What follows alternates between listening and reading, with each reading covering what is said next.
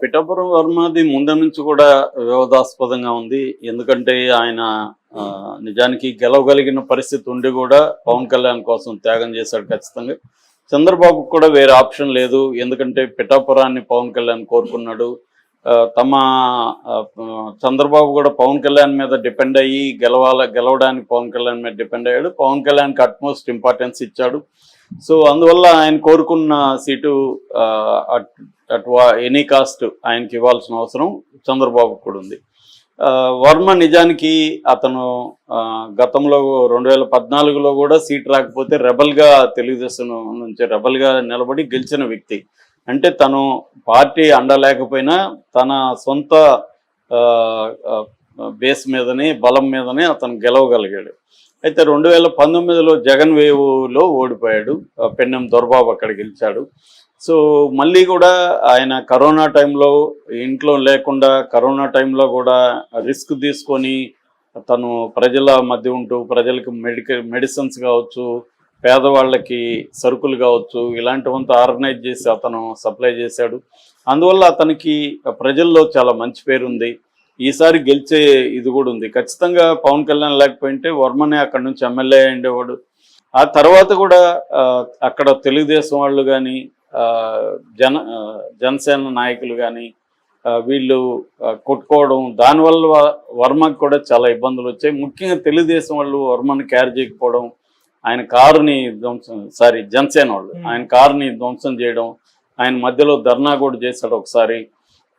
So ఈ ఇబ్బందులన్నీ పడుతూనే ఉన్నాడు ఆయన. అంటే ఆయన నిలబడి ఆయన పవన్ కళ్యాణ్ని గెలిపించింది అయితే వర్మనే. కానీ ఆయనకి గెలిచిన తర్వాత ఏ రకమైన ఇంపార్టెన్స్ ఆయనకి కానీ కేడర్కి కానీ ఏ రకమైన ఇంపార్టెన్స్ లేకుండా పోయింది. దాని తర్వాత అప్పుడే ఆయనకి ఏంటంటే చంద్రబాబు హామీ ఇచ్చాడు, ఫస్ట్ ఎమ్మెల్సీ నీకే ఇస్తాను నేను అని హామీ ఇచ్చాడు. అది నమ్మాడు ఆయన. దాని తర్వాత 9 నెలలు అవుతుంది, ఎమ్మెల్సీ పోస్టులు చాలామందికి ఇచ్చారు, ఈయనకి ఇవ్వలేదు. చివరిగా ఇప్పుడు ఎమ్మెల్యే కోటాలో 5 ఎమ్మెల్సీలు ఉన్నాయి. అందులో ఒకటి జనసేన నాగబాబుకి వెళ్ళింది, ఇంకోటేమో ఆయన సోమవీర్రాజు బీజేపీకి వెళ్ళింది, ఇంకా 3 ఉన్నాయి. ఒకటి కావలి శ్రీదేవి కావలి గ్రీష్మ, 2 బేద రవిచంద్ర, బీటీ నాయుడు 3. ఈ ముగ్గురికి లోకేష్ అనుకున్నట్టు జరిగింది. నేను అనేకసార్లు చెప్పాను, ఆంధ్రప్రదేశ్లో రియల్ సీఎం ఎవరంటే లోకేష్ కానీ చంద్రబాబు కాదు. అందువల్ల ఏ పోస్టులైనా అల్టిమేట్గా లోకేష్ డిసైడ్ చేస్తాడు. కాకపోతే కొన్ని పొత్తుల్లో భాగంగా కొన్ని ప్రాబ్లమ్స్ వాళ్ళకు ఉన్నాయి. ఎందుకంటే బీజేపీకి జనసేనకి వాళ్ళు ఇంపార్టెన్స్ ఇవ్వాలి.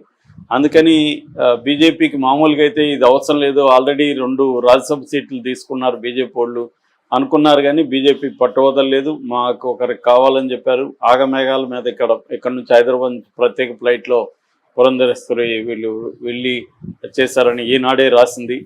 మెగా వాళ్ళు ప్రొవైడ్ చేశారని. ఇలాగ మొత్తానికి నిన్న ఈ 5 మంది, ఈ 4, అంతకుముందు నాగబాబు నామినేషన్ సపరేట్గా చేశాడు. ఈ 4 వెళ్ళి మన శాసన మండలి ఎమ్మెల్సీ శాసన మండలి రిటర్నింగ్ అధికారి వనితారాణి దగ్గర నామినేషన్ పత్రాలు వేశారు. దీనికి లోకేష్, అచ్చెన్నాయుడు, తర్వాత కందులో దుర్గేష్, సత్యకుమారు, పల్లా శ్రీనివాస్ ఇలాంటి వాళ్ళంతా కూడా అటెండ్ అయ్యారు. సో ఈ క్రమంలో ఏమైందంటే చాలామంది సీనియర్లకి ఇవ్వలేదు. సీనియర్లు కేఎస్ జవహర్ కానీ, బుద్ధ వెంకన్న కానీ, యనమల కానీ, బూరుగుపల్లి శేషారావు కానీ, దేవినేని ఉమా కానీ, ఇలాగ చాలామంది దీనికోసం. అది కరెక్ట్ కూడా. ఎందుకంటే లోకేష్ కాబోయే సీఎం కాబట్టి తను టీంని తను బిల్డప్ చేసుకోవడం అనేది లోకేష్ కోసం. చంద్రబాబు టీంని లోకేష్ వాడుకోవడం కష్టం. తనకంటూ తన టీము కావాలి. మనకి వైఎస్ఆర్ జగన్ కూడా ఇదే. వైఎస్ఆర్ మనుషుల్ని ఫ్రెండ్స్ని అంతా కూడా జగన్ దూరం పెట్టాడు. ఎప్పుడైనా అదే, వాళ్ళ నాన్న ఫ్రెండ్స్ అంతా తన ఫ్రెండ్స్ కారు, అది ఇబ్బంది కూడా అవుతుంది. సో అలాగా లోకేష్ కూడా కరెక్ట్గానే తనకు అనుకూలమైన వ్యక్తుల్ని అనేక పదవుల్లో పెట్టుకోవడం, వాళ్ళని గ్రూమ్ చేసుకోవడం అనేది చేస్తున్నాడు. సో అది కరెక్ట్. ఒకప్పుడు చంద్రబాబు కూడా అలాగే తన మనుషుల్ని గ్రూమ్ చేసుకున్నాడు. అయితే ఇక్కడ ఏమైందంటే వర్మకి షాక్ తగిలింది. వర్మకి ఇంకా పోస్టులు కూడా ఏమి ఇవ్వడానికి లేవు. అయితే ముఖ్యంగా వర్మని బుజ్జగించడానికి పల్లా శ్రీనివాసరావు రంగంలో దిగి మాట్లాడాడని చెప్తున్నారు.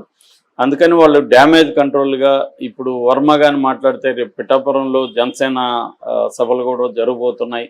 ఈ టైంలో ఈయన రెబల్గా మారి ఏదైనా మాట్లాడితే ఇబ్బంది అవుతుంది పవన్ కళ్యాణ్కి అని చెప్పి, ఎందుకంటే పిఠాపురం ఇంకా పర్మనెంట్గా పవన్ కళ్యాణ్ తీసుకుంటాడు. చంద్రబాబు కుప్పం, జగన్ పులివెందల, లోకేష్కి మంగళగిరి, బాలకృష్ణకి హిందూపురం, అలాగా పవన్ కళ్యాణ్ కూడా పిఠాపురం అనేది కంపల్సరీగా ఒకటైతే ఉంటుంది. ఇంకేదన్నా పెట్టుకుంటా లేకపోతే తెలియదు.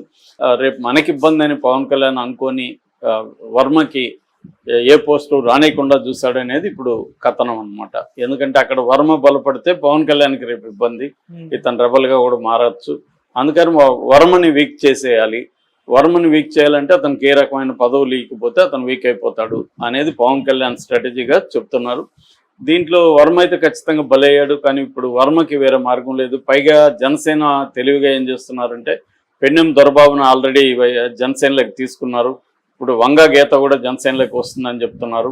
ఇలాగ అంటే అక్కడ వైసీపీని వీకెన్ చేయడం, ఇటు తెలుగుదేశాన్ని కూడా వీకెన్ చేయడం, ఈ రెండు చేయడం ద్వారానే పవన్ కళ్యాణ్కి తిరుగులేని ఒక నియోజకవర్గంగా అది ఎస్టాబ్లిష్ అవుతుంది.